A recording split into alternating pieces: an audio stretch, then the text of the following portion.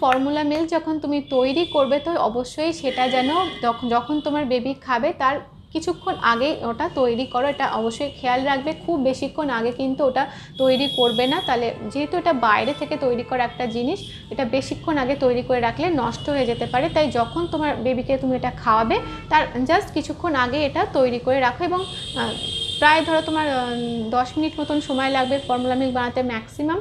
তো তোমার বেবি যখন খাবে সেই টাইমটা ক্যালকুলেট করে নিয়ে তার আগে তুমি প্রিপারেশান নিতে শুরু করে দাও, তারপর বেবি খেতে চাইলে তখন এটা যাতে ওকে খাইয়ে দিতে পারো। তৈরি করে রাখা ফর্মুলা মিল্ক কিন্তু 2 ঘন্টার মধ্যেই খাইয়ে ফেলতে হয়। কিন্তু যদি তোমার ওই তৈরি করা ফর্মুলা মিল্কটা বেবি কিছুক্ষণ খেয়ে থাকে, অর্থাৎ বেবির লালা রসের সাথে দুধের একটা কানেকশান ঘটে থাকে, তো সেখান থেকে কিন্তু ব্যাকটেরিয়া তৈরি হতে পারে। তাই জন্য তৈরি করে রাখা এমন ফর্মুলা মিল্ক যেটা তোমার বেবি কিছুটা খেয়েছে, মুখ দিয়ে খেয়ে নিয়েছে, সেটা কিন্তু ম্যাক্সিমাম 10 মিনিটই রেখে দেওয়া যায়, তার বেশি ওটা রাখা যায় না। এবং তার 10 মিনিট হয়ে গেলে সেটা আর বেবিদের খাওয়ানো উচিত না, ওটাকে ফেলে দিতে হবে।